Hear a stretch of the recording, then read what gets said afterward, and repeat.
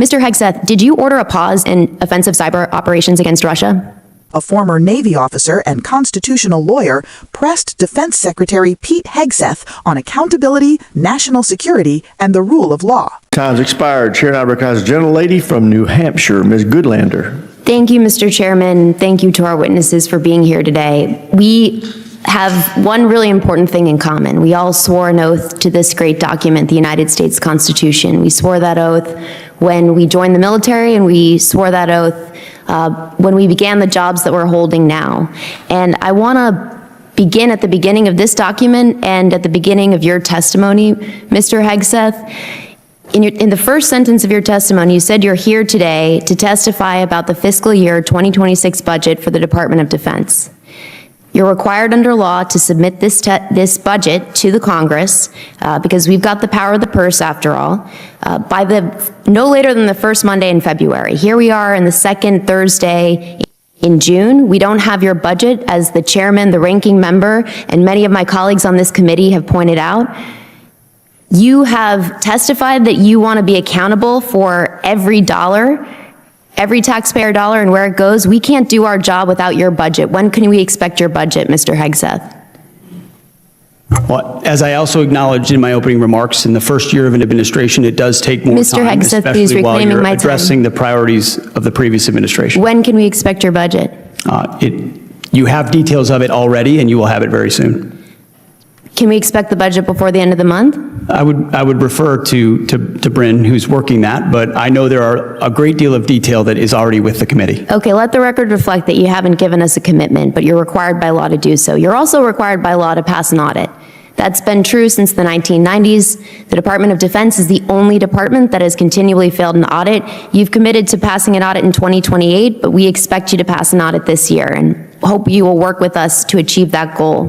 Mr. Chairman, I want to thank you for your testimony and what you've said about the threats that we face as the United States, threats from China, Russia, and Iran, and I want to ask briefly questions about each. Mr. Chairman, you've said that the Chinese Communist Party is advancing an unprecedented military modernization effort with cutting-edge technologies, including artificial intelligence. Do you agree that the United States military must have more powerful AI capabilities than China? Well, ma'am, first, thank you also for your service in the Navy. I think LLMs and AI really underpinning all of our command and control capabilities is now and will be in the future a key and essential tool for decision making. Thank you. I agree that American AI dominance is extremely important. Yes, Mr. Hegseth, should American AI dominance be up for negotiation with China in any trade talks that are underway? As the chairman said, we're very focused on AI dominance. It's central to maintaining our cutting edge, and we're doing that. Good. Well, I hope, will you commit to telling the president not to sacrifice American AI dominance in any of his negotiations with the Chinese? The president is not surrendering any of our dominance to the Chinese. Good. I'll take that as a yes, that you'll be advocating for that. Thank you very much. I hope you'll also, you've both spoken to the importance of competition in the defense industrial base. I agree with that deeply. I'd point out that 40% of small businesses have left our defense industrial base supply chain in the past decade, and trade wars that have caused unprecedented uncertainty are going to drive more small businesses out of business. And that's something I hope we can work together to try to prevent, because it's very real in my home state of New Hampshire.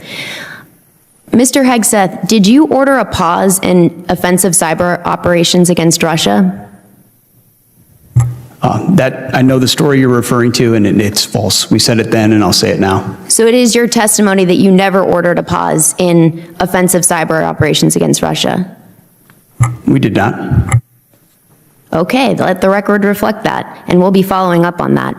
I'm going to skip Iran because there's been a lot said in this hearing that has given me grave concern. One of the things that's been said in this hearing, Mr. Hegseth, was I want to give you the opportunity to correct the record and make clear that you will abide by, that you will obey a ruling of the United States Supreme Court.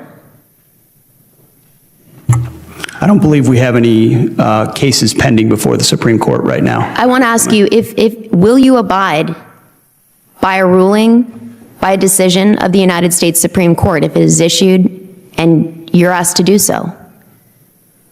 What I've said, and I'll repeat, is that district courts should not set the foreign policy of the United States of America. Mr. Hegseth, this is a fundamental principle of the United States Constitution. Gentlelady's Yeah, time's expired. Chair now recognizes the gentleman. From the opening moments, Goodlander grounded her questions in the oath both lawmakers and service members swear, not to a president or a party, but to the Constitution.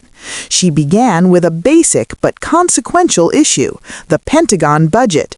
By law, the Department of Defense must submit its budget to Congress by early February. Months later, lawmakers still do not have it. Goodlander made clear that Congress cannot exercise its oversight authority without the documents it is legally entitled to receive. Despite repeated questioning, Hegseth offered no firm timeline, a moment that underscored growing frustration on Capitol Hill over transparency and fiscal accountability. The exchange then moved to global threats. Goodlander secured agreement that artificial intelligence dominance is central to U.S. military power and pressed Hegseth to commit to protecting that edge against China in any negotiations. She also raised alarms about small defense contractors being squeezed out of the industrial base, warning that economic uncertainty weakens national security from the inside out. Perhaps the most serious moment came when Goodlander asked whether the Defense Secretary would obey a ruling of the U.S. Supreme Court. Rather than offering a clear yes, Hegseth pivoted, raising concerns among lawmakers about civilian control, judicial authority, and constitutional boundaries.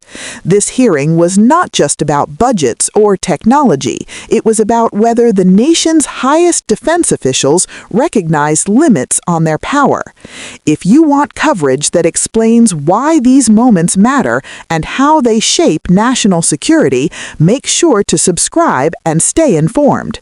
And if accountability in government matters to you, subscribe now so you do not miss what comes next.